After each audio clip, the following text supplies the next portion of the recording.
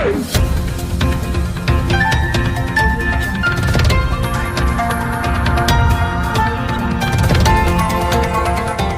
देख रहे हैं मगरा न्यूज राजस्थान, खबरें सबसे तेज।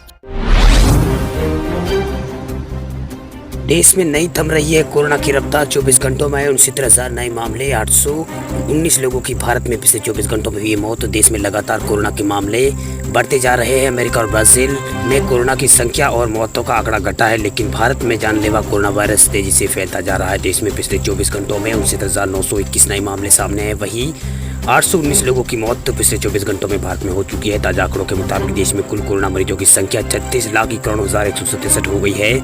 इसमें 7,85,996 एक्टिव केस है, वहीं 28,39,833 लोग ठीक हो चुके हैं और कुल 65,288 लोगों की भारत में मौत कोरोना के कारण हो चुकी है। वहीं संक्रमण के एक्टिव केसों की मामलों की संख्या की तुलना में स्वस्थ हुए लोगों की संख्या भारत में लगभग 3 गुना है। इससे पहले देश में 29 अगस्त को रिकॉर्डेड यहाँ पर 78,761 नए कोरोना के मामले दर्ज किए गए थे। बढ़ते कोरोना वायरस के मामलों को लेकर WHO ने चेतावनी दी है कि विश्व स्वास्थ्य संगठन ने कहा है कि बिना नियंत्रण के सब कुछ खोलना कोरोना को दावत देना के बराबर है। वहीं भारत के कुछ प्रमुख राज्य जिसमें कोरोना के जो आंकड़े हैं वो लगातार बढ़ते जा रहे हैं। मध्य प्रदेश में सोमवार को कोरोना वायरस संक्रमण के 1532 नए मामले सामने आए हैं। इसके साथ ही मध्य प्रदेश में इस वायरस से अब तक कुल पाए गए संक्रमित लोगों की संख्या 63,965 हो गई है। उत्तराखंड में सोमवार को कोविड-19 के 592 नए पॉजिटिव केस मिले। इससे महामारी से पीड़ित लोगों की संख्या यहाँ पर 19,827 हो गई है। वहीं 12 मरीजों की यहाँ पर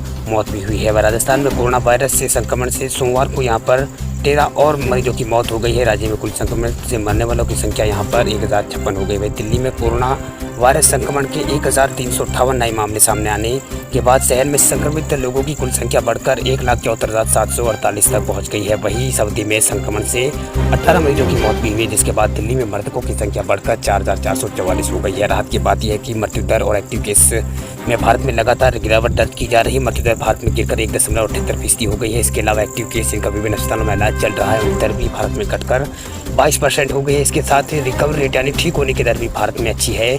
भारत में ठीक होने की दर यानी रिकवरी रेट भारत में 77% से ज़्यादा है। वहीं भारत में रिकवरी रेट लगातार बढ़ रहा है। आंकड़ों के मुताबिक देश में सबसे ज़्यादा एक्टिव केस महाराष्ट्र राज्य से हैं।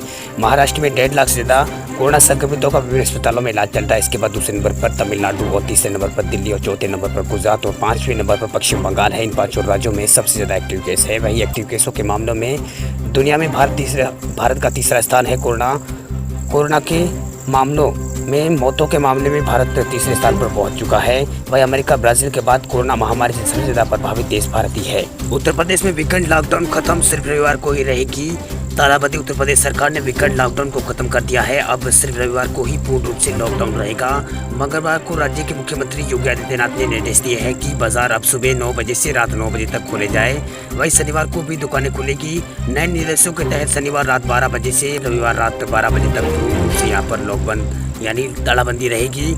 वहीं इस बात की जानकारी प्रदेश के मुख्य सचिव और गृह विभाग के सचिव अविनाश अवस्थी ने ये जानकारी दी। आपको बता दें कि यूपी में कोरोना वायरस संक्रमण तेजी से फैल रहा था, जिसके चलते योगी सरकार ने सप्ताह के 2 दिन यानी शनिवार और रविवार को लॉकडाउन का ऐलान किया था। हालांकि राज्य में संक्रमण के नए मामले तेजी से आ रहे हैं। वहीं दूसरी तरफ कोरोना से निपटने के लिए सरकार लगातार सख्ती बरत रही है। मास्क न लगाने वालों पर जुर्माना यहाँ पर लगाया जा रहा है। इससे पहले रविवार को योगी आदित्यनाथ सरकार ने अनलॉक 4 की गाइडलाइन जारी की थी। इसके तहत कंटेनमेंट जोन के बाहर डीएम स्थानीय स्तर पर कोई लॉकडाउन नहीं करेगा। वहीं राज्य के प्रमुख सचिव राजेंद्र कुमार तिवारी ने सभी मंडल और जिलों के प्रशासन, पुलिस और अफसरों को इस संबंध में विस्तृत दिशा निर्देश भेज दिए थे। इसमें कहा गया कि कंटेनमेंट जोन में लॉकडाउन 30 सितंबर तक जारी रहेगा।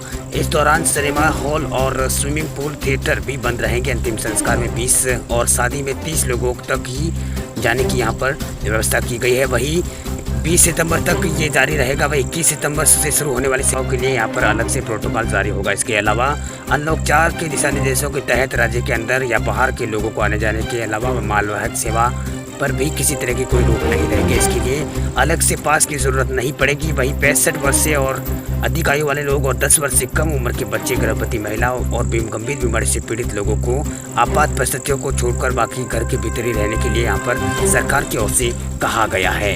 कर्नाटक में खुले बार और रेस्टोरेंट सरकार ने शर्तों के साथ दी है मंजूरी। देश भर में अनलॉक 4 लागू होने के साथ ही कर्नाटक सरकार ने प्रदेश में बार और पब और रेस्टोरेंटों को 50% क्षमता के साथ खोलने की अनुमति दे दी है। कोरोना वायरस की वजह से राज्य में पिछले 5 महीनों से शराब परोसने पर प्रतिबंध लगा था। अब इस प्रतिबंध को हटाते हुए लोगों को शराब परोसने की यहाँ पर अनुमति दे दी है। वैद्यकारी के मुताबिक कोरोना संक्रमण की वजह से कर्नाटक में भी मार्च से लॉकडाउन लागू था। वही सरकार के सख्त नियमों की वजह से लोग दुकानों से शराब खरीद कर घर ले जा सकते थे, लेकिन सार्वजनिक जगहों पर बैठकर नहीं पी सकते थे। केंद्रीय गृह मंत्रालय के अनलॉक 4 की नियमावली की जारी होने के बाद कर्नाटक सरकार ने इस प्रतिबंध को हटाने का फैसला किया। इसी के साथ यहाँ से बुधवार और मंगलवार से ही यहाँ बार, पब और रेस्टोरेंट को 50% क्षमता के साथ खोलने की मंजूरी यहाँ पर दे दी गई है। वहीं प्रदेश के आबकारी आयुक्त की ओर से जारी सर्कुलर में कहा गया है कि राजस्व की कमी के चलते असम, पंजाब, हरियाणा और राजस्थान में पहले ही इसे छूट दी जा चुकी है। दूसरे राज्यों में फैसले को स्टडी करने के बाद कर्नाटक सरकार ने ये फैसला लिया। आपको बता दें कि कर्नाटक सरकार ने महीने में शराब की दुकानों को खोलने की मंजूरी दे चुकी थी, लेकिन इन हाउस सर्विस को मतलब घर पर ही ले जाकर पीने की यहाँ पर अनुमति सरकार की ओर से दी गई थी। रेलवे यात्रियों के लिए खुशखबरी है। दिवाली और दशहरे को लेकर भारतीय रेलवे ने किया है ऐलान, चलाएगी 100 और नई ट्रेनें। भारतीय रेलवे ने फेस्टिव सीजन के लिए तैयारी कर ली है। जल्द ही करीब 100 और ट्रेनें चलाने की योजना है। दशहरा और दिवाली को देखते हुए रेलवे जल्द ही इसका ऐलान कर सकता है। देश भर में अनलॉक 4 आज से शुरू हो गया है। रेलवे भी अनलॉक 4 को लेकर अपना प्लान तैयार कर रहा है। रेलवे अभी 230 ट्रेनें चला रहा है, जिनमें 30 राजधानी भी शामिल है। सूत्रों से मिली जानकारी के मुताबिक रेलवे मंत्रालय ने गृह मंत्रालय से 100 नई ट्रेनें चलाने की अनुमति मांगी है। रेलवे के जीरो बेस्ट टाइम टेबल यहाँ पर जारी करेगा, तो इन ट्रेनों का समय में कोई बदलाव नहीं किया जाएगा। साथ ही एक राज्य से दूसरे राज्य से चलाई जाने वाली इन ट्रेनों को लेकर राज्य सरकारों को से भी अनुमति मांगी जाएगी। वह दशहरा और दिवाली जैसे त्योहारों के मद्देनजर 100 स्पेशल ट्रेनों का संचालन शुरू किया जा सकता है। इसी के साथ राज्यों के कुछ अंदर भी यहाँ पर ट्रेनें शुरू की जा सकती है। इन सभी स्पेशल ट्रेनों को चलाया जा रहा है। वही जिन 100 ट्रेनों को चलाने की तैयारी है उन्हें स्पेशल कैटेगरी में रखा जाएगा। रेलवे मंत्रालय ने इशारा दिया है कि चरणबद्ध तरीके से ट्रेनों का संचालन यहां पर शुरू किया जाएगा। कोरोना वायरस महामारी के चलते रेलवे मार्च से ही अब तक 1.78 करोड़ से ज़्यादा टिकट रद्द कर चुका है। यात्रियों को 2,727 करोड़ रुपए का रिफंड यहाँ पर किया गया है। रेलवे ने पहली बार टिकट बुकिंग से जितना आमदनी उससे ज़्यादा रिफंड रेलवे ने किया है। वहीं देश भर में 22 मार्च 2020 पैसेंजर ट्रेन और मेल एक्सप्रेस ट्रेनों का यहाँ पर संचालन बंद है। ये पहला मौका जब देश में रेल सेवाएं रोकी गई थी। हालांकि देश में जहाँ तहाँ फंसे प्रवासी मजदूरों को उनके घर तक पहुँचाने के लिए 1 मई से श्रमिक स्पेशल ट्रेन चलाई गई थी। वही 12 मई से राजधानी के मार्गों पर कुछ स्पेशल ट्रेनें चलाई गई थी और फिर 1 जून 2020 से यहाँ पर 100 जोड़ी ट्रेनों को यहाँ पर शुरू किया गया था। बात करें मौसम की तो भारत में अगस्त में 27% ज़्यादा बारिश दर्ज की गई है। अगले 3 दिन जमकर बरसेंगे बादल।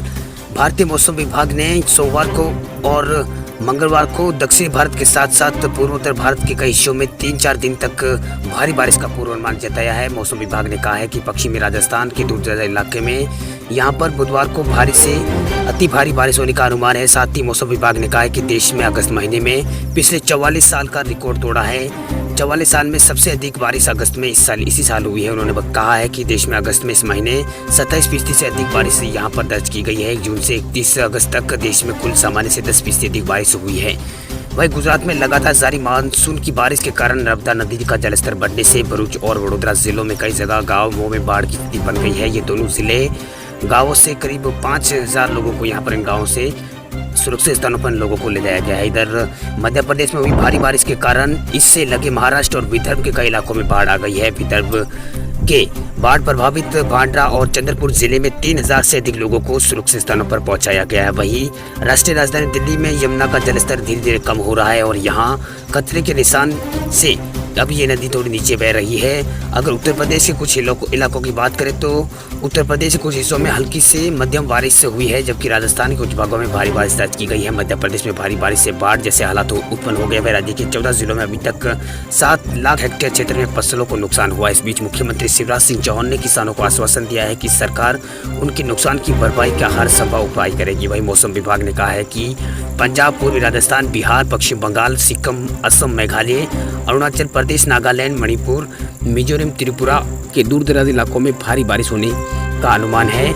इसी तरह आंध्र प्रदेश के रायलसीमा और कर्नाटक के तटीय दक्षिणी सुंदरवती क्षेत्रों और तमिलनाडु के पांडुचेरी और केरल में भी भारी बारिश का अनुमान यहाँ पर मौसम विभाग ने जताया है। मौसम विभाग ने कहा है कि दक्षिण पश्चिम अरब सागर पर 45 और 55 किलोमीटर प्रति घंटे की रफ्तार से तेज हवाएं चलने की संभावना है। ऐसे में मछुआरों को इन क्षेत्रों से दूर रहने की सलाह दी गई है। वहीं ओडिशा, दक्षिणी सुंदरवती, कर्नाटक और तमिलनाडु, पांडुचेरी और कराईकल और केरल और माहे क्षेत्र में बुधवार को भारी से बहुत भारी बारिश होने की संभावना है। विभाग के मुताबिक इस दिन जम्मू कश्मीर के दूरदराज क्षेत्रों में और लद्दाख, मुजफ्फराबाद और हिमाचल प्रदेश, उत्तराखंड, हरियाणा, चंडीगढ़, दिल्ली और राजस्थान और उत्तर प्रदेश में भी भारी बारिश का यहाँ पर अनुमान लगाया गया है। मौसम विभाग ने छत्तीसगढ़, बिहार, झारखंड और अंडमान निकोबार द्वीप समूह और असम, मेघालय, ओडिशा, तटीय आंध्र प्रदेश और तटीय कर्नाटक और लक्षद्वीप के लिए यहाँ पर बुधवार को इसी तरह मौसम का पूर्वानुमान जताया है।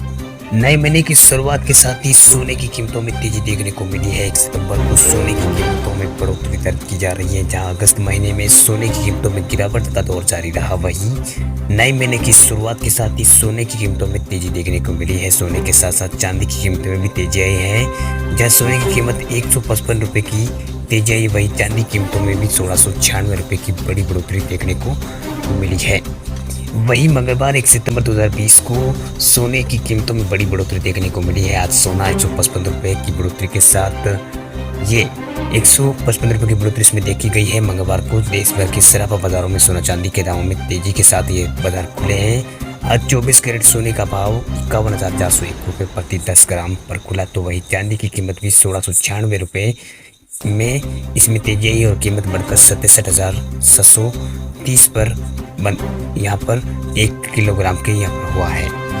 वहीं Indian Boolean and jewellers association की वेबसाइट के मुताबिक सोने की कीमतों में तेजी आई है। वही 24 कैरेट सोने की कीमत यहाँ पर आज 51,401 रुपये प्रति 10 ग्राम पहुँच गई। वहीं 23 कैरेट वाले सोने की कीमत 51,150 रुपये प्रति 10 किलोग्राम पहुँच गई। इसके अलावा 22 कैरेट वाले सोने की कीमत 47,083 रुपये प्रति 10 ग्राम हो गई।